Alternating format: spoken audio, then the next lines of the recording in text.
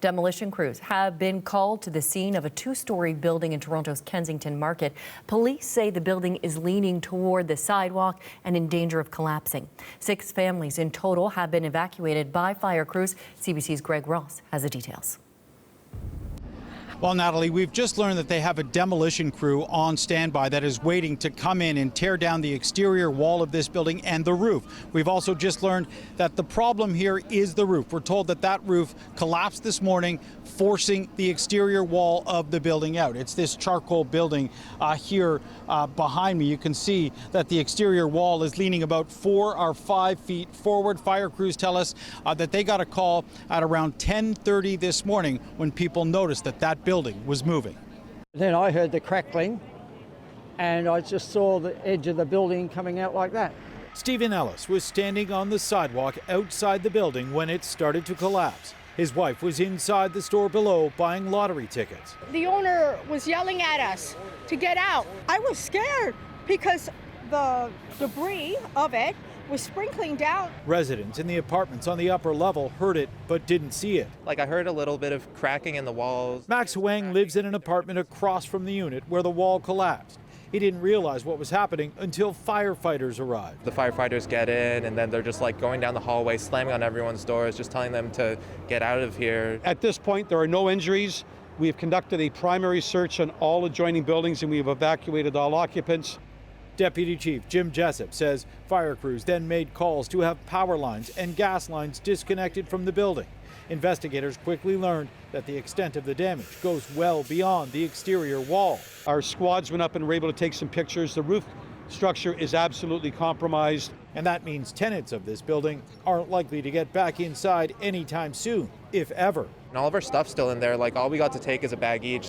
The fire chief tells us that there were 6 families displaced because of this damage to that building. All of them are being taken care of by the Red Cross. Natalie? Thanks, Greg. Well, for a look into what happens next, we are joined now by Yasser Korany. He is a doctor in structural engineering and consulting forensic engineer and joins us now from Toronto. Thank you so much, Yasser, for taking the time. As we heard there, that building will be demolished tonight. How can something like this happen in one of the most iconic areas in Toronto? Thank you for having me. The building, as most of the viewers have learned by now, is a very old building in one of the oldest parts of Toronto. We don't particularly think of regular maintenance when it comes to buildings. We're good at carrying out regular maintenance to our vehicles, for example, but we somehow expect our buildings to last for decades without frequent maintenance.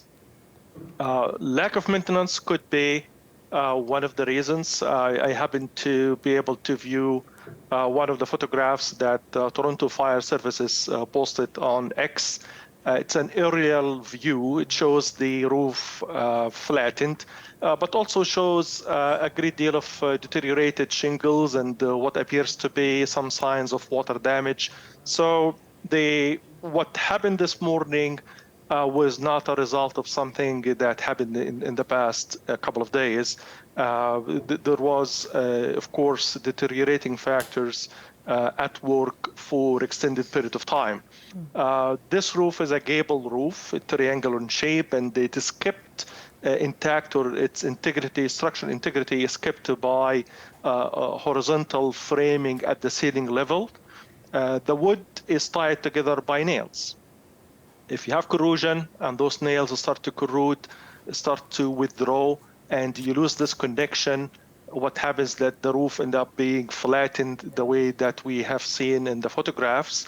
And the triangle roof, when it is flattened, it is wider, so it pushes out on the exterior walls, and that's what caused this exterior masonry wall to move out about 4 or 5 feet. Now, Yasser, I know you haven't examined the building itself in person. As you said, you saw a photograph, but I'm wondering if you can tell from what you have seen what kind of risk this could pose to the buildings attached to the structure. Of course, we have a heavy exterior masonry wall leaning over, and parts of the flattened roof is still attached to it. There is a sense of urgency that I was happy to see that everybody attended to the scene recognized, and I'm pleased to hear that there's a demo crew ready on site. I believe now it's a matter of putting together precautions around the building for safe demolition and remove this hazard that exists currently to the public and surrounding buildings. It was the right call to vacate not only the units of this property, but also for the adjacent properties. And as we wait for that to happen, I'm wondering if you can sort of put on your advice hat here. What could have been done perhaps to prevent this situation? Well, as you mentioned correctly, I haven't been to the scene and I don't have the benefit of taking a look at the roof itself and the framing and the masonry wall and what happened. We can try to deduce some facts from available photographs. Deterioration, water damage, prolonged water damage not only causes damage to interior finishes, but it also causes structural damage. So the wood would rot, the nails would corrode, and over a period of time, years, you reach a condition where the connection between the wood framing is lost. There isn't enough capacity, there isn't enough penetration of the nails to keep the wood together. So I think it is a wake-up call to all the homeowner and the property managers of older properties similar to this one to try to be more proactive and do frequent maintenance and inspection of the buildings. It's not a bad idea for us to start to think about a 5-year period mandated inspection for existing buildings. I think that would be very helpful. We have a robust process for permitting and the inspection during construction, but we could certainly complement that with a frequent maintenance program at least every 5 years. And, you know, Yasser, looking at these photographs, this is rather surprising. It's rather unusual. It's not something you see every day. How surprised were you when you saw something like this? Well, given that I am a forensic engineer, I deal mostly with stressed and collapsed structures. I wasn't perhaps as surprised as the average person, the average viewer. Again, without the benefit of being there and seeing exactly what happened, I suspected that there was some loss in the connection between the roof rafters and ceiling joints, and because of that, this middle part of the roof kind of flattened, pushing these walls out. The attic space is one area that's concealed, the attic space being the space between the ceiling and the underside of the roof. Nobody really spends much time in there.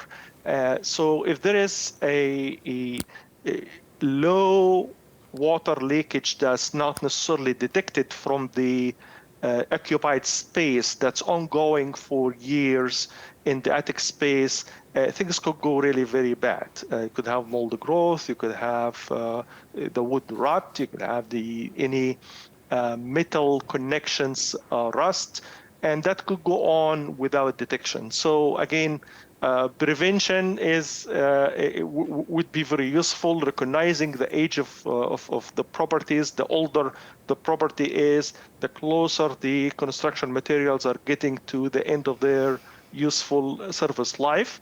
So it would be prudent to keep an eye and do frequent inspections.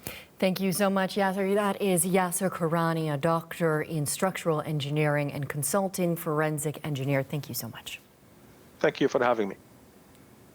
And we have an update on this story for you into our newsroom just now. You heard our reporter Greg Ross say that that 6 families have been displaced in that building that is leaning, that we were just speaking to Yasser about. Toronto police have now updated that number to 8. So police confirm 8 families will receive help from the Red Cross.